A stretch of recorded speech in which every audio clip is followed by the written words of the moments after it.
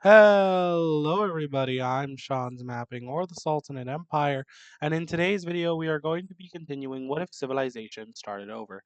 Now, I know for like the past week or so, I have been unable to upload, or I haven't been uploading.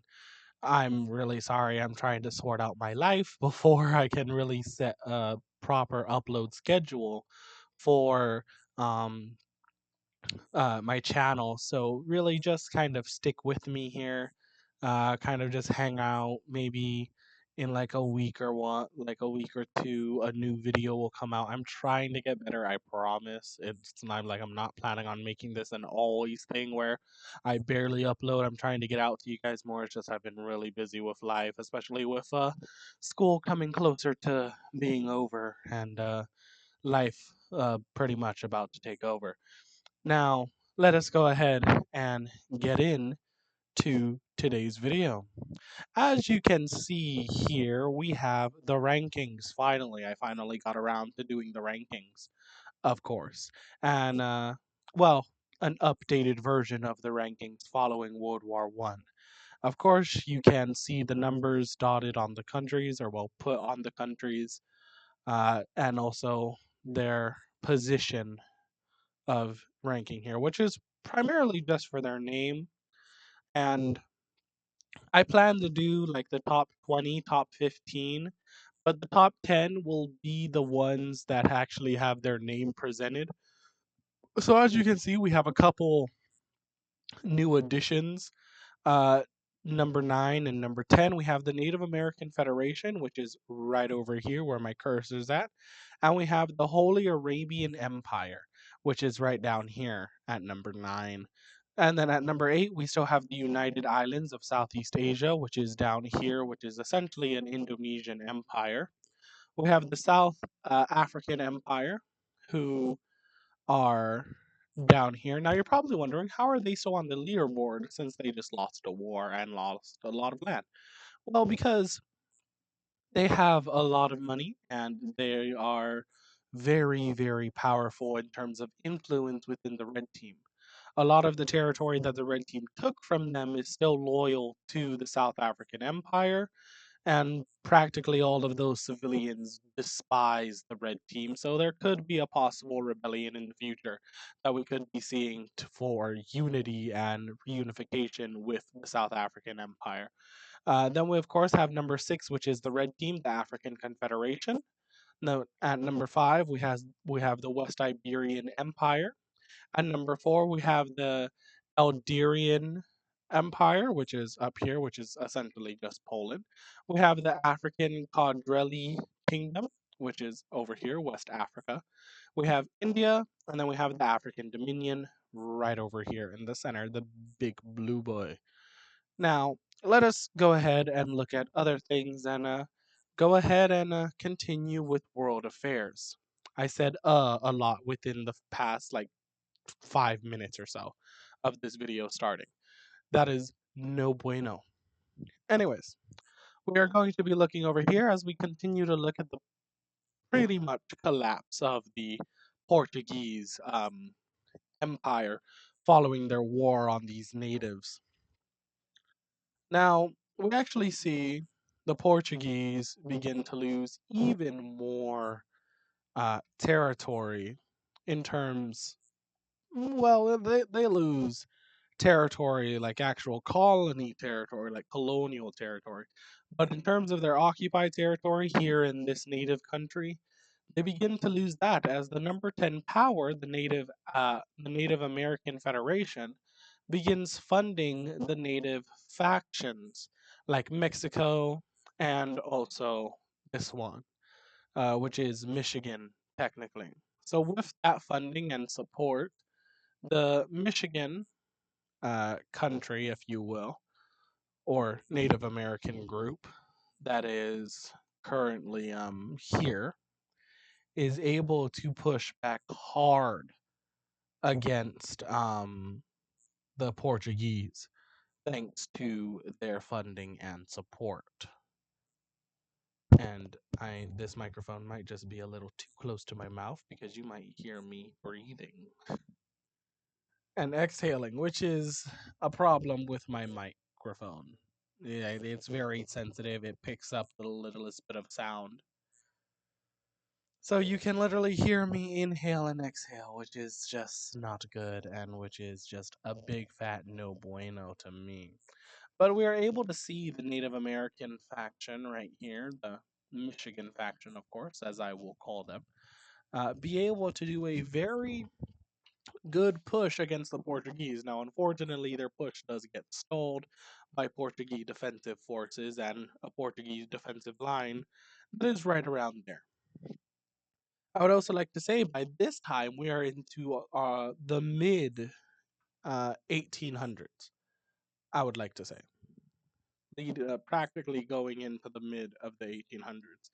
As World War One, by this point, officially ended in 1819, and it is now 1835. It has been several years already, and the world has moved on quite a bit.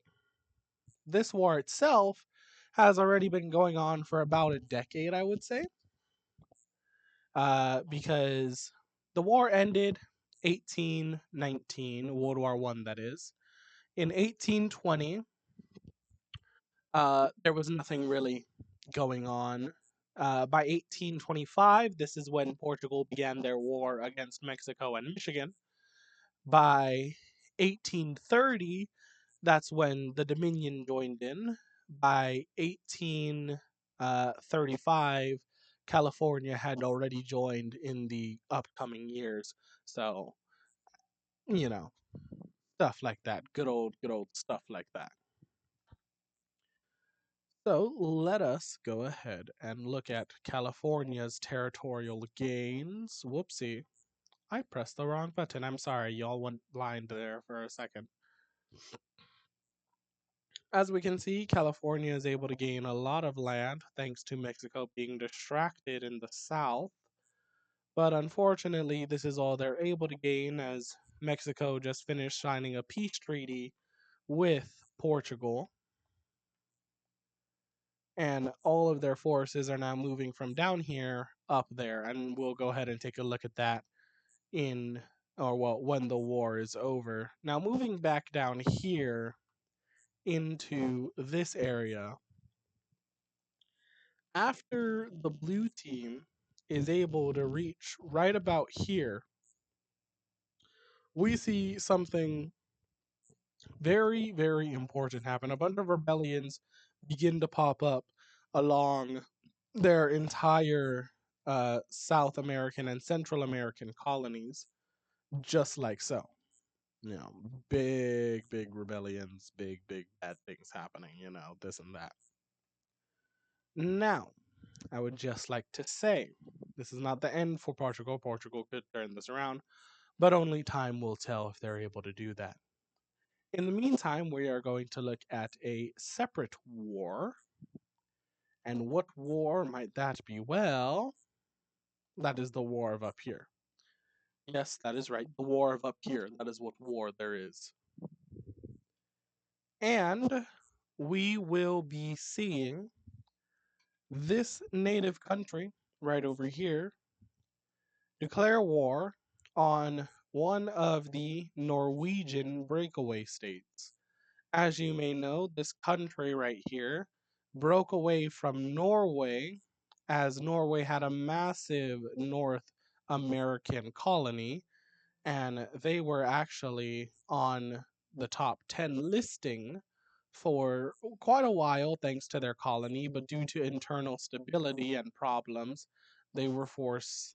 Well, I say they were forced, but in all honesty, it just kind of collapsed all at once.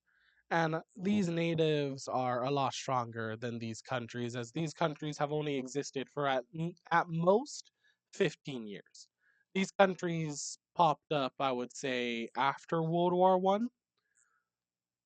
So yeah, this native faction definitely has way more power than them, and they're able to take the capital within weeks, and eventually they're able to take most of this primary island within a couple of days. just like so. And eventually, this country does officially surrender. So let us go ahead and look at the peace treaty of this country right over here. Alrighty, here we are with the territorial gains made by this native country right over here. Now, of course, if you guys would like to give a name to any one of these countries, feel free, go ahead. You can give a name to any of the countries that don't have a name, which will be the countries of the top 10. And maybe if that country gets powerful enough, I might just use the name you guys suggested. So feel free to suggest any form of name that you want. And also, I don't think a lot of people know this that are subscribed to me or that just watch these videos in general. But this may be a series that I have planned out, but you can always still suggest a country. If you want a country, just give me a color and yeah, give me a color, give me your type of government, and I will see what I can do. Speaking of governments, hopefully in the next episode I will have finished up the ideology layer, and we can start referring to that for certain events, if you will. But until then, let us go ahead and continue with the video. We are actually going to be going down here into this area as we are going to see the number 9 power of the Holy Arabian Empire. Now, mind you, this has nothing to do with Ender's Holy Arabian Empire. My Holy Arabian Empire came first. He copied me. How do you like that, Ender? No, I'm just kidding. Me and Ender are me and Ender we're amazing friends. Me and Ender are amazing friends. Go check out his channel if you haven't already. But anyways, the Holy Arabian Empire declares war, looking to expand and looking for someone who is not in the Indian Pact. And this country just so fits that description. Also, a country they're not currently still in a peace treaty with, and also a country they're not allowed to attack because technically they haven't done anything wrong, and there's no justification either. Even though the Holy Arabian Empire would have given up their claims on that northern territory. But India, looking for a chance to gain back some former land, well, even more former land, they begin their invasion as well. And it actually looks something like this. Now, if you notice, the Indians are kind of just steamrolling through this. And that is because India has the second biggest population, and they are also one of the strongest countries with some of the best tech and well trained troops as well. And I mean, yes, with a lot of population comes a lot of crime, but the Indians, fun fact in my story and in the series, have the best police force in the world, even better than the Dominions. Also, another thing, the Indian government is yet, not saying they won't ever, but as of this episode, as of right now, the Indians do not have any corruption within their government yet. It will happen. Trust me, it will happen. It will happen. Just not yet. Anyways, let us go ahead and look at the peace treaty for this war. Alrighty, ladies and gentlemen, here we have the territorial land gains made by both India and the Holy Arabian Empire. They are both looking fairly well now. And India is looking like it's slowly but surely regaining some of its former glory, even though technically it's already gained its former glory. And it's already gained quite a bit of glory too. But hey, they always want more. India is a good old country. Anyways, we're going to be looking at a different country. A country that is actually going to be falling into rebellion in 3, 2, and 1. Alrighty, here we are as we see these three territories break away from Tanzania. Now, Tanzania isn't going to take this laying down, as they quickly move into this country to try and resecure what they've lost. And their forces are able to do so, but it comes at a heavy, heavy cost. Think of this as the Vietnam War for Tanzania, basically, as the rebels fight hard. Sorry, I just breathed, I just exhaled so much, and it probably was just so loud. Okay, um, lost my bearings because of that. We see the Central African country invade into this breakaway rebellion, which kind of unsettles Tanzania as they really don't want this country taking their territory and their stuff. They feel like this is their stuff, their territory, their land, and that they should have it, not them. And so, against the better wishes of his advisors and generals, the leader of Tanzania, the current leader, begins a second invasion into this rebellion, which completely catches them off guard and unprepared. But they quickly um, make do as they're able to halt both forces, like so. Meanwhile, these guys continue their invasion, and although it was a fairly stupid and dumb idea to split their forces, considering a lot of their military was killed during World War One, and due to the Treaty of World War One, they're not allowed to have a massive military. Hence the collapse in the first place. So these guys continue pushing to right about here, where they're stopped, and halted, and then Tanzanian forces come around and cut them off from any more expansion into this area right over here. And eventually, the Tanzanians are able to secure all of this right down here. And now we're going to leave that for another time because let us go ahead and take a look at everyone's favorite thing in a Wixo series. Well, I mean, it's my favorite thing to update. The Plague. The Shang-Chi Plague, I do believe I called it, as it was found in uh, Korea by the Chinese. The Shanxi plague is called Shanxi plague because it was found by the Chinese, but it was found in Korea by the Chinese during the Chinese Korean War, which I believe is now over, if I do remember correctly. But as you can see, it has spread fairly fast, and well, there is still no cure for it, which is very unfortunate for them. But the plague continues to spread, it does not stop. After being able to contain it for a short while, the Japanese countries begin to lose control as it continues to spread faster and faster. It seems like there's no stopping this plague as it practically adapts to any environment it enters into. It's weird, very weird. No plague usually adapts that fast.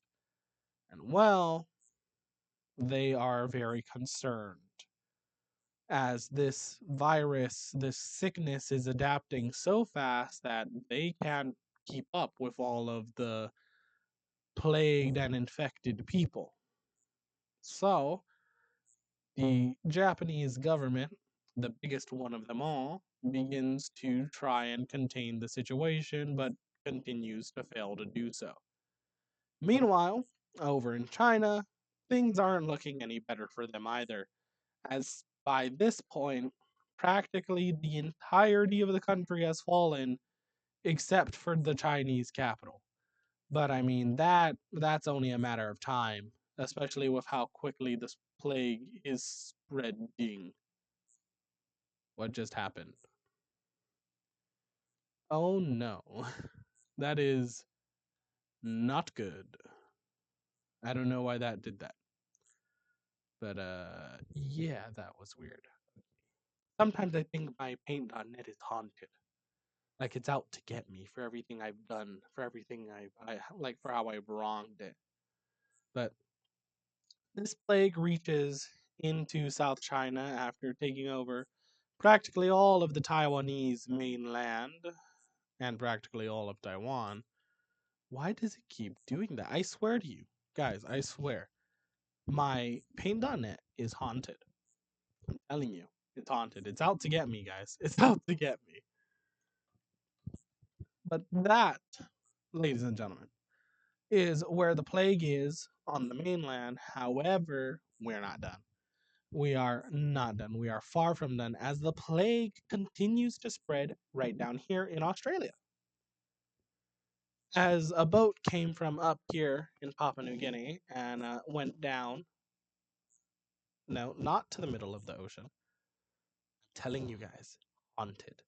Anyways, down into here and begins to infect all of this fairly quickly within the span of 3 months.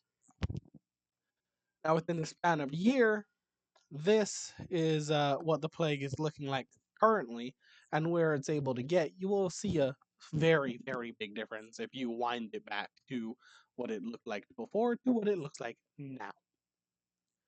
Alrighty, ladies and gentlemen. Unfortunately, that is all the time we have for today's video. I'm Sean's Mapping, or the Sultanate Empire. If you enjoyed today's video, go ahead and hit that like button beneath the video. If you didn't enjoy the video, you can hit that dislike button beneath the video. If you want to be notified or updated of the next time I upload a video to my channel, go ahead and hit that subscribe button. I almost said like button. Go ahead and hit that subscribe button and hit the bell notification icon next to the subscribe button so you can keep up to date with all of the new stuff I upload to my channel. Also, I would just like to say I'm nearly done working out all of the gaming stuff, so I will start to upload gaming videos to my channel fairly soon. I'm Sean's Mapping, or the Sultanate Empire. I hope you beautiful ladies and gentlemen enjoy the rest of your day or night, wherever you may live, wherever you may be. And I'll see y'all in the next one. See ya!